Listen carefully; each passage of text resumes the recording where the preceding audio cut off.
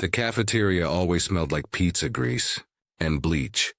That mix of salt and sanitizer clung to your clothes long after lunch was over. You could taste it in the air. It was Thursday, middle of the week, middle of the school year, and the noise was endless. Chairs scraping, trays clattering, somebody shouting from the far table about who cheated in dodgeball. A dozen conversations, layered on top of each other until it all became white. And then there was him, Ethan Miller, 12 years old, 7th grade, quiet. The kind of kid who always looked like he was trying not to take up space. He sat at the corner table, near the vending machines where the floor tiles were scuffed, and the fluorescent light above flickered every few seconds. No one ever sat there except him. He unzipped his backpack, pulled out a faded blue plastic container, the kind that looked like it had survived more lunches than it should have. The lid didn't seal right anymore. The edges warped from heat. Inside was cold spaghetti, no meat. No vegetables, just noodles mixed with ketchup. It was clumpy and pale pink, like it had been packed before sunrise. Ethan picked up his fork. Plastic cracked down the handle, fixed with a strip of medical tape. He twisted the noodles carefully, eating slowly, one bite at a time. He wasn't embarrassed.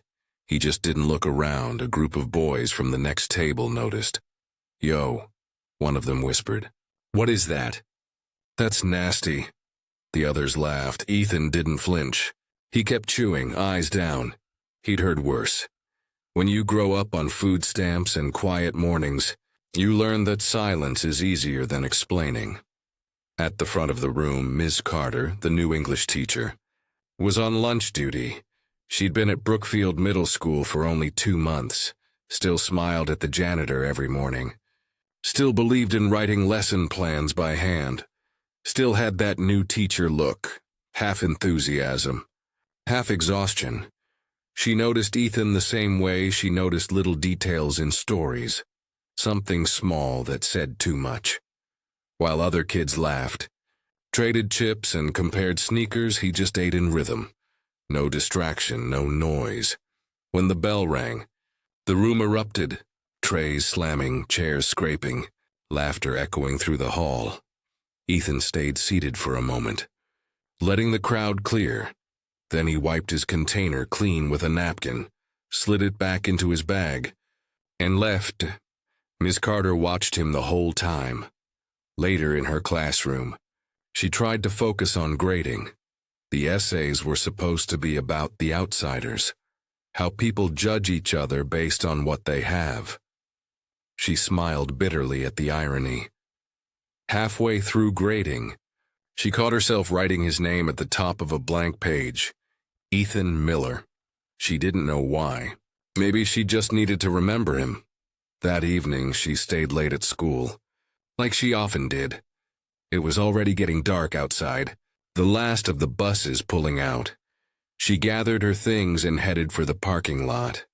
Through the big windows that faced the street, she saw him again, Ethan, walking alone, no umbrella, no jacket, just that thin gray hoodie that hung off his shoulders. The temperature had dropped, cold for October, but he didn't seem to notice. He walked fast, head down, backpack hanging by one strap. No one waited for him. Miss Carter stood there a moment, keys in her hand, watching. A voice from behind startled her. "Long day." It was Mr. Jenkins, the history teacher, locking his door. "Yeah," she said, forcing a smile. He nodded toward Ethan. "That one keeps to himself. Good kid, I think. Rough situation, though." "What do you mean?" she asked. He shrugged. "Lives down near the trailer park, I think. Someone mentioned his mom's been sick. Don't quote me." She didn't. But she didn't forget it either. That night, she sat in her one-bedroom apartment, eating leftover pad thai straight from the carton. The hum of the fridge filled the silence. She had Netflix on, volume low, not really watching. Every few minutes, her mind wandered back to that cafeteria, the cracked fork, the ketchup noodles, the stillness. It wasn't pity she felt, she hated that word. It was something else, a kind of recognition, because she'd been the kid with the weird lunch once. To a different town, different decade, same feeling. When you're poor, you learn early how to shrink yourself to fit the room. She took a sip of her drink, staring out the window at the parking lot, lights reflecting off wet pavement. She whispered to herself, barely audible, I should check in on him, not as a savior, not as a teacher breaking rules, just as someone who saw something she couldn't unsee. The next morning when she walked into class, Ethan was already there. Second row from the back, notebook open, pencil sharpened to the last inch. He wasn't a troublemaker. Never had been. He turned in his work on time. Always said, yes, ma'am. The kind of student schools forget to notice because he never asks for anything. During reading time, she glanced his way. He was focused, lips moving slightly as he read under his breath. When the bell rang, she said, Ethan, can you stay a minute? He froze, eyes darting like he'd done something wrong. Then he walked up slowly. Yes, ma'am? She smiled gently. I just wanted to ask, did you get the new novel from the library? He nodded. Not yet. I'll grab it today. Good. She hesitated. And, I noticed you bring lunch from home. He nodded again, guarded. Yeah, your mom packs it. He hesitated. Most days. Sometimes I do, she didn't push. That's sweet of you. He gave a small nod, like he wasn't sure what to say, and turned to leave.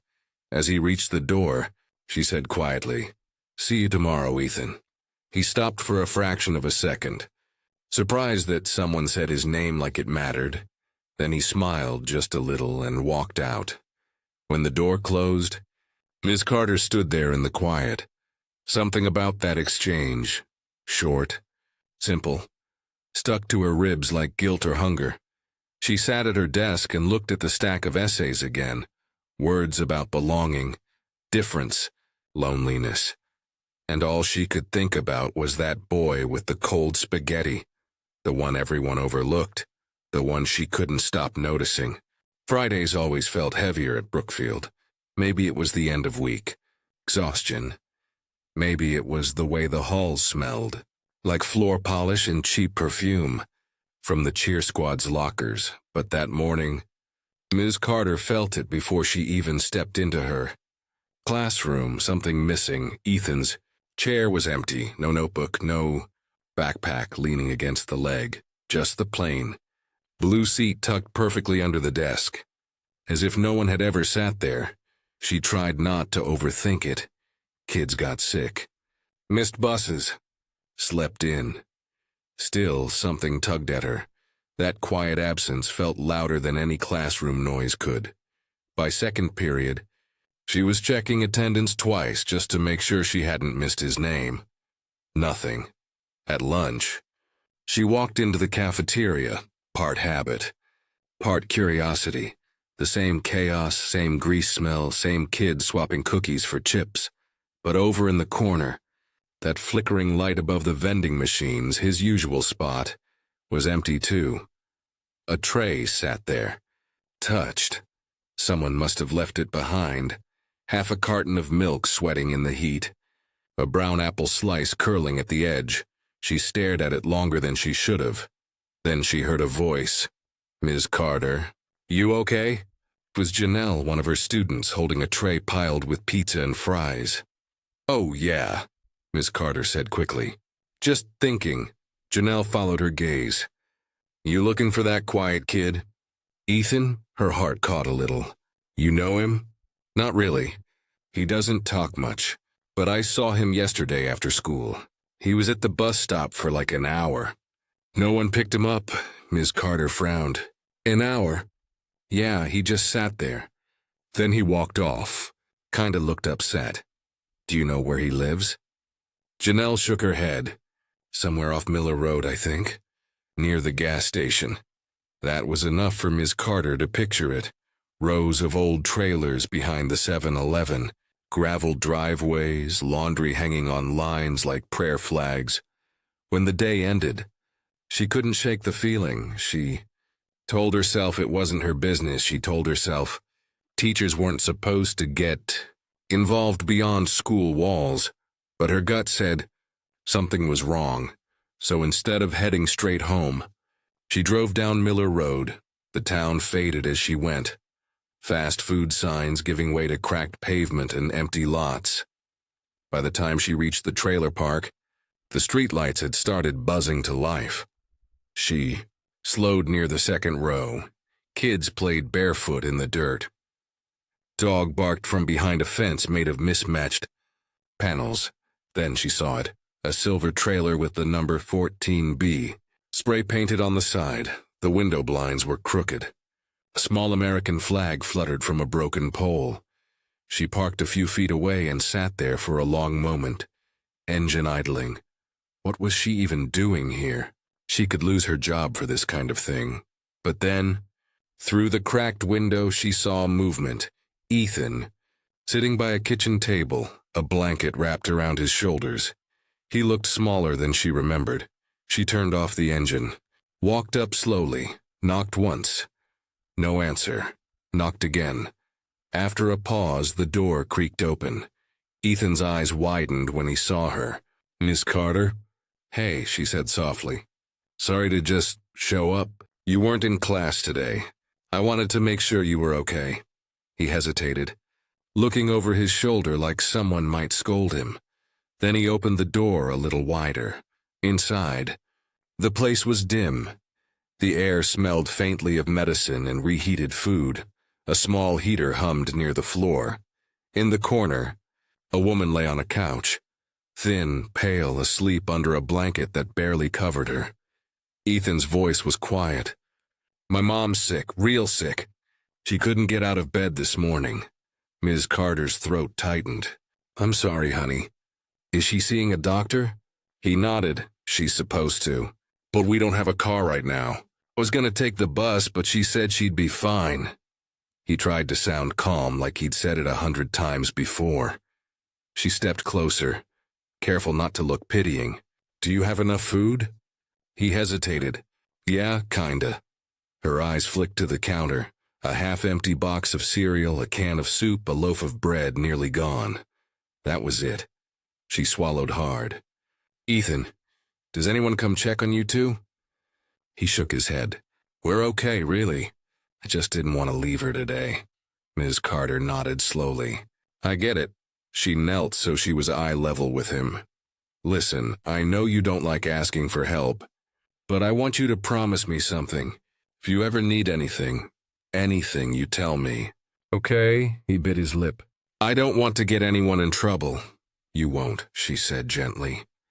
"You'll just make sure your mom's okay." He nodded once, still unsure. But something in his eyes softened, a mix of relief and fear. Before she left, she scribbled her number on a sticky note and set it on the counter. "Call me if you need anything, day or night." He stared at the note like it was made of gold. When she got back to her car, the weight of what she'd seen hit her. The quiet bravery of that boy, the thin blanket on the couch, the sound of the heater trying to warm an entire life. She sat there a moment, gripping the steering wheel. Then she whispered, "This can't just be it. Someone has to do something." That night, she called the local food pantry, asked about emergency drop-offs. Then she spoke to the school counselor. Careful with her words, didn't mention addresses. Just a student who might need support. And the next morning, when Ethan came back to school, she didn't say anything. She just smiled. At lunch, she noticed something. He wasn't eating alone anymore. Janelle had pulled her chair up next to him. They weren't talking much, but it didn't matter. For the first time, the corner table didn't look so empty. Ms. Carter stood by the doorway, watching quietly. Then she turned away, hiding her smile. Sometimes, she thought, hope doesn't arrive with fanfare. Sometimes, it's just one teacher showing up and one kid finally realizing he's not invisible anymore. Monday mornings were always a slow crawl, but that one felt different. The air was colder, sharper. The kind of morning where your breath shows when you talk. Miss Carter parked her old Corolla behind the gym and sat for a minute before going in, coffee steaming in her hands. She'd spent half of Sunday thinking about Ethan, about how a kid that young could carry so much weight without showing it. When she finally walked into her classroom, he was already there, second row from the back, hood down, hair still damp from a rushed shower. He looked up when she entered. "Morning." "Ms. Carter." His voice was small but steady. "Morning, Ethan," she said, matching his calm. "You feeling better?" He nodded. "Yeah, my mom's doing a little better too. She got up today." That little spark in his tone, it was like sunlight through a crack. "That's good to hear," she said, smiling. "Really good." He ducked his head, pretending to dig through his backpack. The day moved on, bell after bell, lesson after lesson. But Ms. Carter caught herself checking on him more than once. He wasn't withdrawn today, he was trying. At lunch, she saw him again. Same corner, same table. Only this time, he wasn't alone. Janelle sat across from him, poking at her salad. She was talking. He was listening. It wasn't laughter yet, but it was something close. Ms. Carter passed by slowly, pretending to refill her coffee. Janelle glanced up and said, "Hey, Miss Carter." Ethan looked up too, almost shy. "Hey there, you two," she said. "How's lunch today?" Janelle smirked. "Better than cold spaghetti." Ethan laughed quietly under his breath. It was the first time Miss Carter had heard him laugh, and that sound, soft, brief, real, stayed with her for the rest of the day, after school, when the halls had emptied and the building had gone quiet. Ms. Carter was packing her things when she saw something taped to her classroom door. A folded piece of notebook paper, her name written across it in blocky pencil letters. "Ms. Carter." She opened it carefully. Inside, just one line, "Thank you for coming by." Mom said she was glad someone cared. No signature. But she didn't need one. She stood there for a while. The sound of the janitor's mop sloshing down the hall. The note was shaky, uneven, written by someone who had to pause between every few words. She pressed it flat and slipped it into her planner. Between lesson plans and grocery lists. That night, she couldn't sleep. She kept picturing that dim trailer, that little heater buzzing like a heartbeat, that woman on the couch, and she realized checking in once wasn't enough. Help had to keep showing up. Again and again until it stuck. So the next day, she stopped by the counselor's office. "Can we do something small?" she asked. "A quiet thing, no names. Maybe an anonymous lunch fund for a student who needs it." The counselor looked up, surprised. "You mean for one of yours?" Ms. Carter hesitated. "Let's just say for someone who deserves a break." By the end of the week, the paperwork was through. A discreet meal card added to the lunch system. No questions. No labels, just a scan like everyone else. That Friday, Ethan walked into the cafeteria, tray in hand, heading for his usual corner. The cashier scanned his card and smiled. "All set." He frowned a little. "Wait, I thought all taken care of, sweetie," she said. "You're good to go." He looked confused, glancing around like someone might correct her. No one did. He walked to his seat slowly, sat down and opened his tray, hot lasagna. An apple, milk, a cookie. He stared at it for a long time, across the room. Ms. Carter pretended to help another student, but she was watching. When she saw him take that first bite, hesitant, grateful, she finally exhaled. Later that day, he lingered after class. "Ms. Carter?" "Yes?" He fiddled with the strap on his backpack. "Someone paid for my lunch." "Do you know who?" Her heart tightened. Maybe the school did. Sometimes they cover it for students. He studied her, suspicious but unsure, then nodded. "Okay." Before leaving, he said quietly, "It was nice. Hot food, I mean. I'm glad," she said, smiling. When he walked away, she caught herself whispering, "Every kid deserves that." Weeks passed. His attendance stayed solid. His grades started climbing. He began to draw during study hall. Small sketches on lined paper, mostly quiet places. Trees. Rooftops, roads disappearing into clouds. One afternoon, she stopped by his desk. "These are beautiful, Ethan," he shrugged. "Just stuff I see on my walk home. You ever think about taking art class next semester?" He looked up. "You think I could?" "Absolutely." For a moment, his face lit up in a way she hadn't seen before. Then the bell rang, and he packed up, gone in seconds. That night, as Ms. Carter graded papers at her kitchen table, her phone buzzed, a text from an unknown number. "This is Ethan. Mom says thank you again. She's walking a little more now." Ms. Carter smiled. She typed back, "Tell her I said hello. And keep drawing, okay?" There was a long pause. Then 3 dots appeared. "Okay, I will."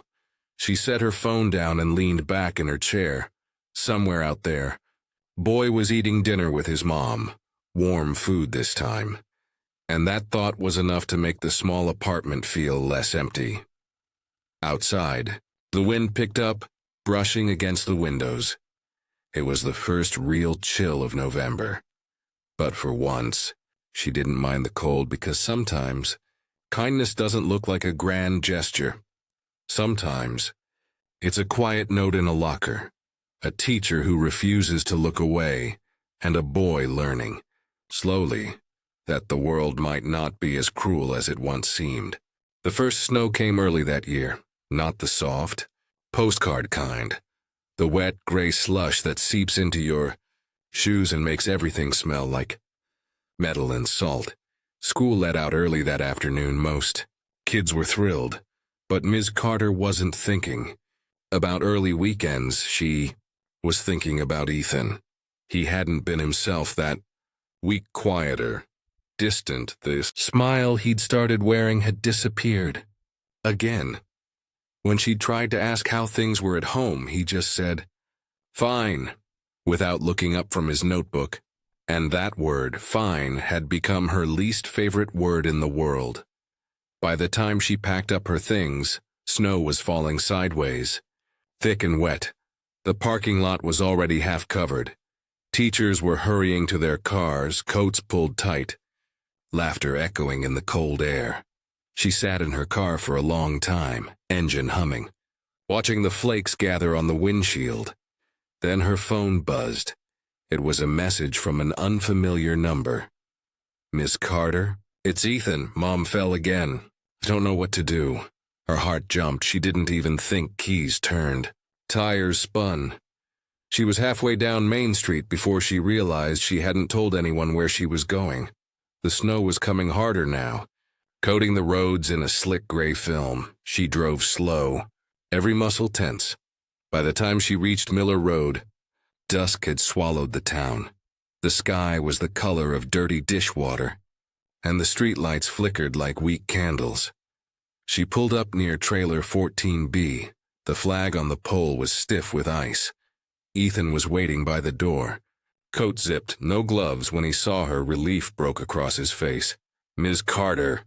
She ran to him. "Where's your mom?" "Inside." She slipped in the kitchen. She said not to call an ambulance, but let me see her. Inside. The heater was running full blast, but the air was still freezing. The smell of burnt toast lingered.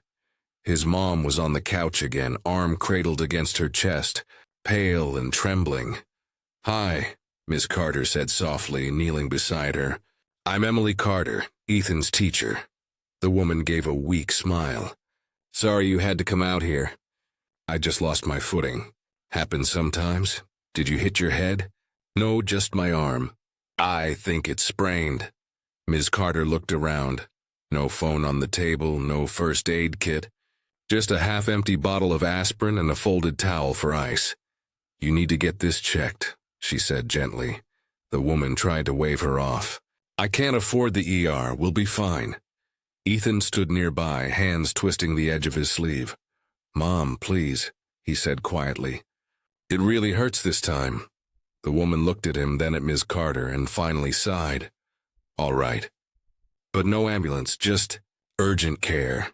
Deal." Ms. Carter helped her into the car, wrapped her coat around her, and drove through the storm to the nearest clinic. Ethan sat in the back seat, silent, watching the snow blur the world outside. At the clinic, the waiting room was nearly empty, just a couple coughing kids and a man asleep in a chair. They got her mother signed in, and when the nurse took her back, Ethan and Miss Carter sat in silence. After a while, she said quietly, "You did the right thing." "Calling me," he shrugged. "Didn't know who else to call." "Well," she said, "you called the right person." He looked up at her then, eyes red but steady. "You won't get in trouble, right? For helping us?" She smiled faintly. "If I do, I'll deal with it." They sat there for what felt like hours. Finally, the nurse came back. "Sprain," she said kindly. "No break." "She'll need rest, maybe a brace for a few weeks." Relief washed over Ethan's face. When they got back to the trailer, the snow had stopped. The world was quiet, blanketed, almost peaceful. Ms. Carter helped his mom to the couch, set out water, pain medicine, and made sure she had the brace secured.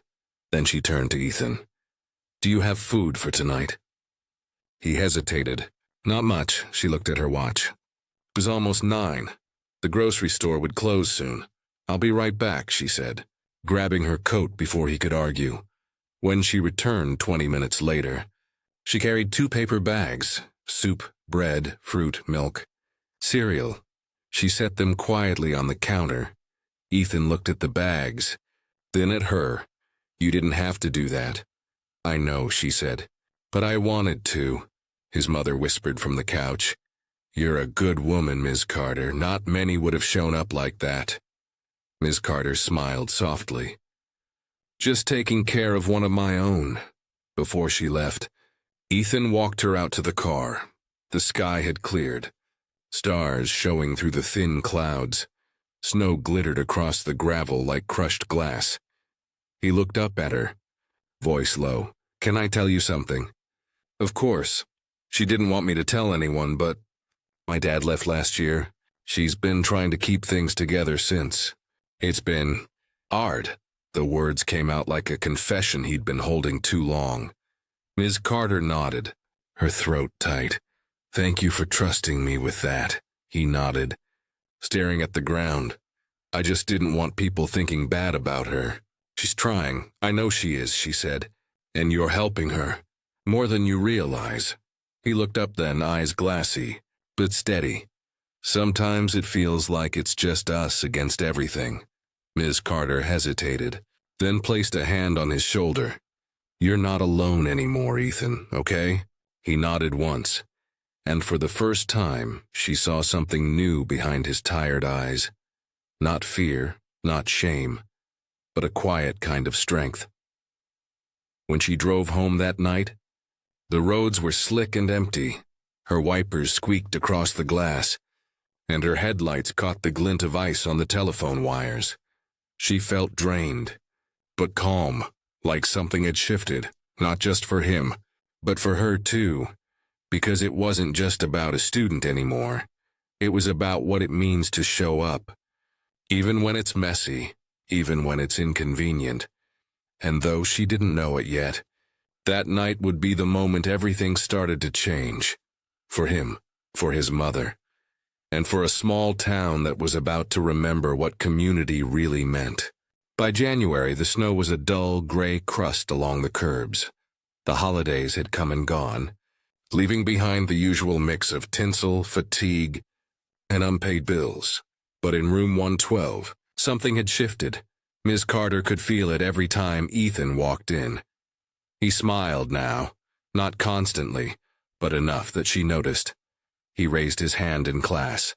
He talked to other kids, and once when she passed by his desk, she caught him sketching again, a drawing of a house under a wide sky, lights glowing in the windows. She didn't say anything. She just smiled, because she knew what that meant. Life at home was still rough. She could see that in his shoes, scuffed and splitting at the toes. But there was a steadiness in him now, a rhythm, a quiet confidence that hadn't been there before. A few weeks after the storm, the principal called Ms. Carter into his office. He was a kind man, gray at the temples, the kind who always smelled faintly of coffee and chalk dust. "I got a call from social services," he said. "They said someone anonymously referred a family on Miller Road for assistance. You wouldn't happen to know anything about that, would you?" Ms. Carter kept her face calm. "No, sir.